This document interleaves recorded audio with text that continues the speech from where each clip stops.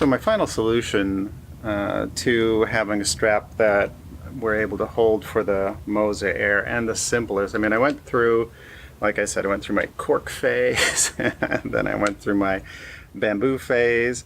The bamboo actually works much better than cork because cork is too soft.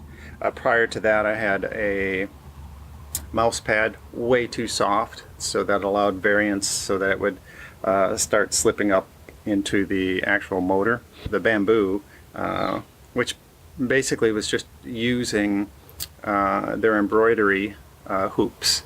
You can get them down to 3 inches and then just cut them, and this is probably the more solid solution.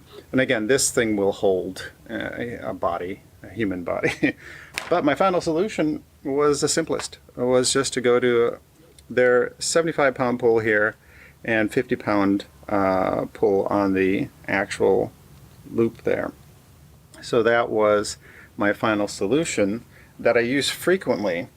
And I shot probably 6 hours yesterday or more, and using just my old Canon strap, just looping it through the 2 on there.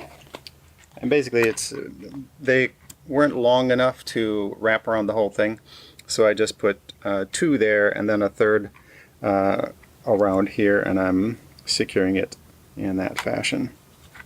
And you pull them tight, they're not going to slip. And you set that up, and you're good to go. I mean, you can set that up there. Like I said, I was shooting 6 hours plus last night, a lot of shooting. So it really allows you to sit there and just stabilize. You can have your hands occupied doing something else at that time. You can use it just as a rest, so that you're just holding it. And again, this is this solution, it's about 30 cents, about a bag of 100, I think, and for $9 and some change US at the time of this filming. I think that's a really good solution because if you're looking for something that's just going to work, and again, I've been shooting like this. I've been stabilizing it against my shoulder strap, and we did our tests on the amount of weight that it will hold, and straight up it'll hold 70 pounds as we're lifting, and there's no way this gets anywhere. This is my it took me 4 months to get this camera, and so there was no way I was going to put anything on here that might make that fail. So we tested it out like crazy before I would even feel at all secure. And like I said, I was shooting a lot.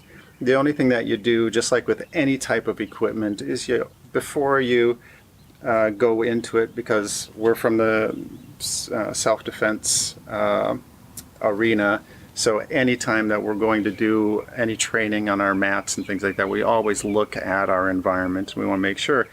So on here, you just always double check your straps. You just always double check to make sure everything's strong and solid before you go putting your thousands of dollars of equipment on there. And you're good to go. And that's always something you do. And again, I just have backup straps if I ever need it. And this is a position where you can just sit there and hold it and relax. So you can talk, you can do whatever else you need to. It doesn't slip up into the motor. The only thing you do have to watch is if you're angling this too hard and you're going to hit that against there. Sometimes if you're doing that too long and you're not realizing that you're doing it, that will sometimes cause the motor to stop, so that you just have to turn it off, turn it back on, and you're good to go.